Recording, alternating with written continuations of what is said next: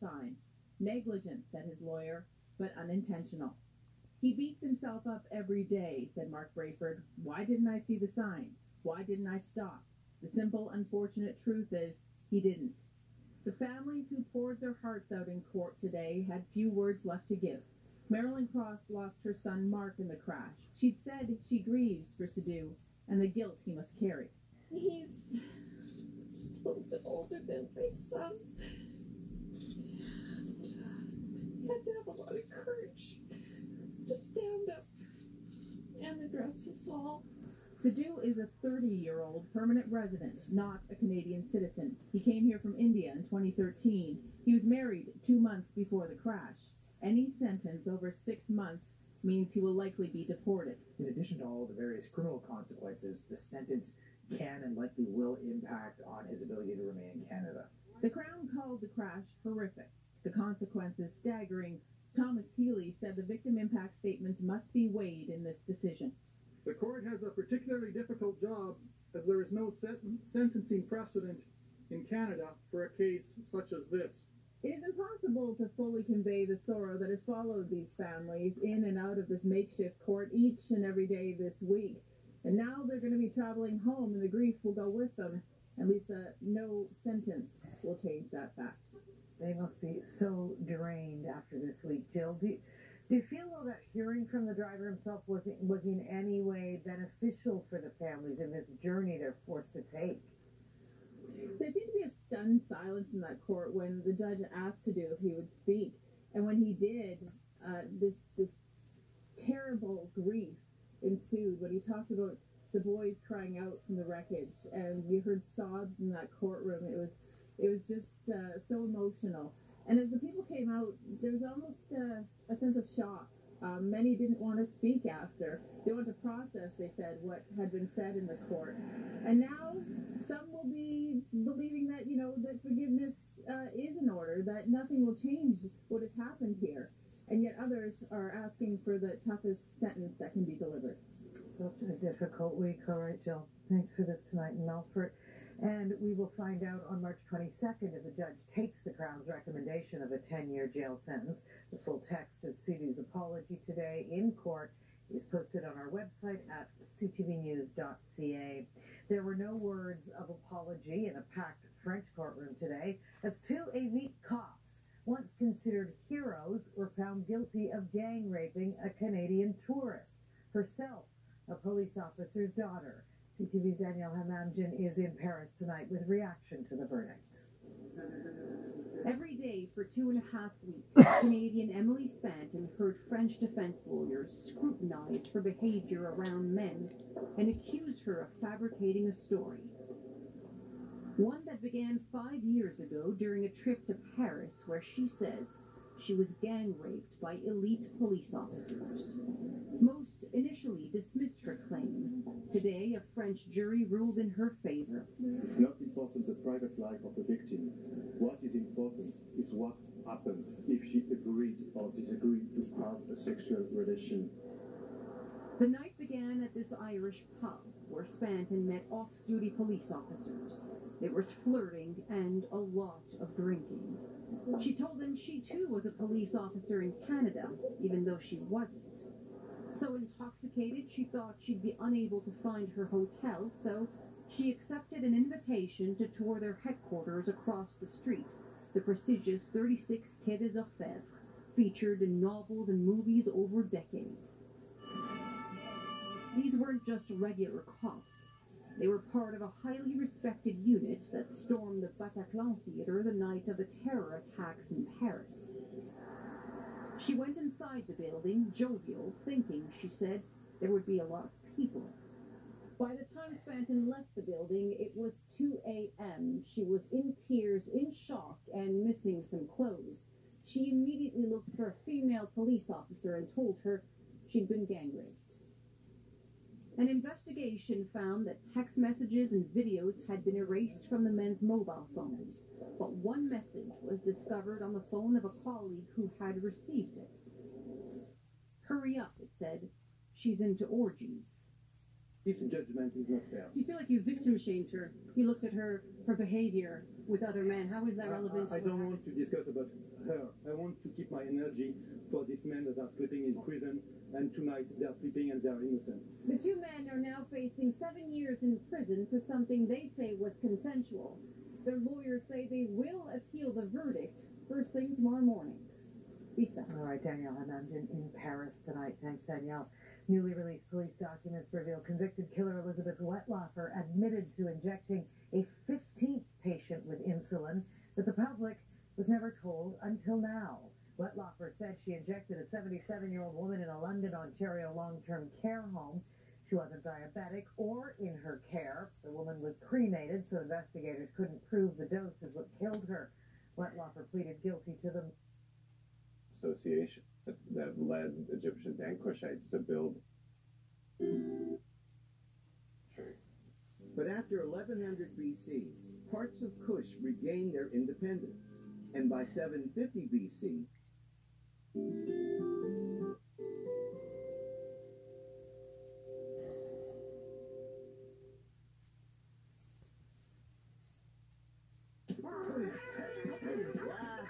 Stay tuned. Weibaloo is coming up.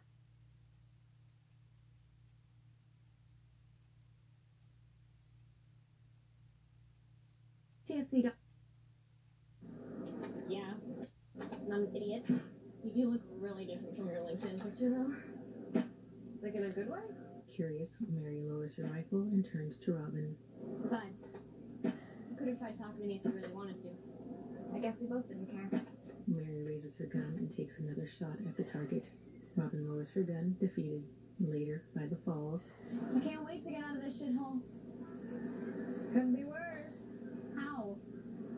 Northern Ontario?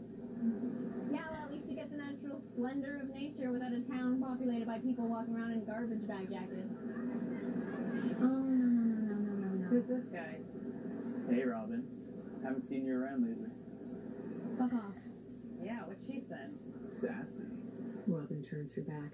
The guy smirks and then moves on. Who is that?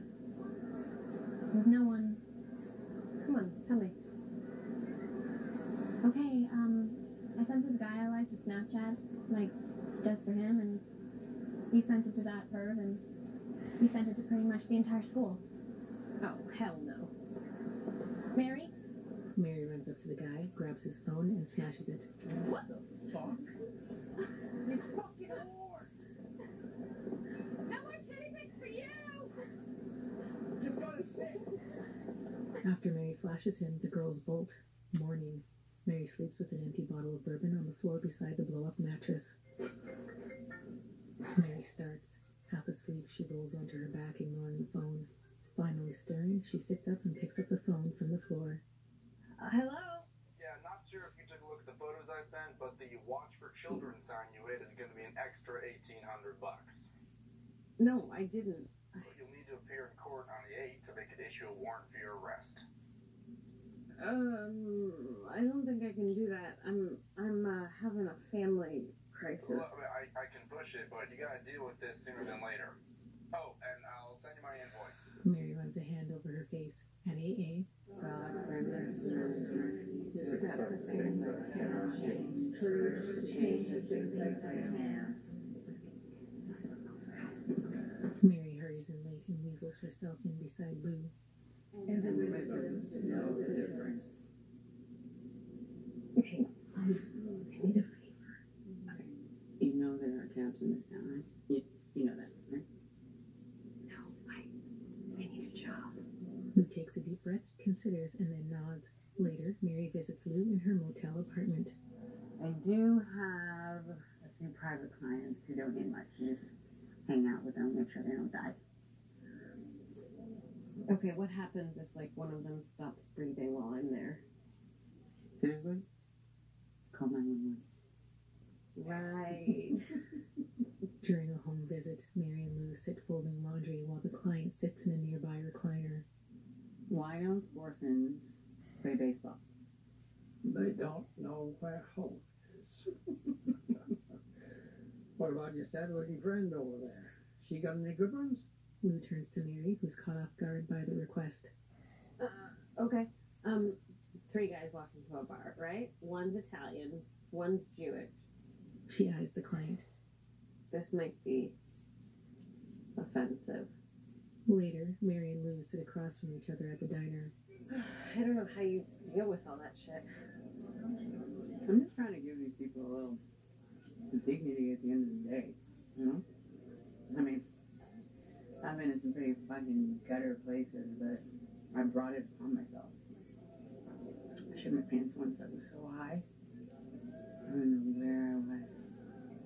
'Cause these people, they don't ask for it. Well, you're my hero. We try to have a podcast or something. So you should have more on your burger. That is like a really boring ass burger. You really can't take a compliment, can you? Let's keep my feet on the ground. There's too much love yourself, namaste shit floating around these days. I like some good old fashioned self-serving. Lou dips her fry in ketchup and then bites off the tip. Mary bites into the burger. Are you drinking it all down here? You know, some tough cookies you're dealing with from the sound of it. Not really. Lou sips her drink. Is you black out? No. Lou carefully studies Mary across the table. Yeah, because, I just told you that I shit my pants once, so not much can scare me. Mary keeps her gaze downcast, her eyes focused on the burger in her hands. At Walt's. It's the occasion. Nothing, I just thought it might be nice for the 3 of us to have a sit-down meal together. It seems oddly formal. What's going on? Nothing. Wow. You're a terrible liar. Can you just go get him, please? He bailed on our driving lesson earlier because he wasn't feeling good, so I doubt he wants to eat. Can you just check on him, please? Robin leaves her glass on the counter and then goes to check on Walt. Mary adjusts the oven's temperature, and then she lifts the lid on the large stock pot on the stovetop and peers inside. Mary drops the lid and rushes from the kitchen. Dad! What's wrong with him? Walt coughs up blood. Robin hands him a tissue while Mary hurries to the phone. Hi, I need an ambulance at 141 Bourne Ave, please. He's coughing up blood. At the hospital, Robin's alone on a bench in the waiting room, her Parker bunched up on her lap. Mary rounds a corner and hands her a box of milk as she joins her. I should have told you. How is it my place to tell you? That my or your, whatever, our father had cancer? You don't think that's something you should mention? I don't even know you. I barely know him anymore. Is it my fault now? Yeah, kind of. I can see why my mom didn't want you around. Mary takes back the milk. You're Walter Jackson's daughters, yes? I am. If you want to follow me, you can come see your father. Go ahead. See your dad. Mary drinks from the milk carton. Robin watches her for a moment before starting off down the hall behind the nurse. She stops, gives Mary a look, and then continues on. Mary stands and follows. Moments later, they sit in adjacent stalls in the washroom. Just talk to me. Mary, please go away. Head bowed, Robin leans forward, elbows on her knees. You don't know how long it's going to be. There's a real connection between mind and body. I know what fucking palliative means. If he had started chemo when he first found out, maybe he would have had more help. How the fuck could you let him do this? You barely even know him. Mary stares blankly at the stall divider. Look, I can't make this better, okay? But I do know that this is your last year of school. You really need to focus right now. And I'm supposed to do that when my dad is dying. Yes. No. Fuck that. And fuck you. I mean, who do you think you are? You just come in and everything turns to shit. Mary turns away from the wall and closes her eyes. Pretend by the time I graduate. He's not going. Mary purses her lips and swallows.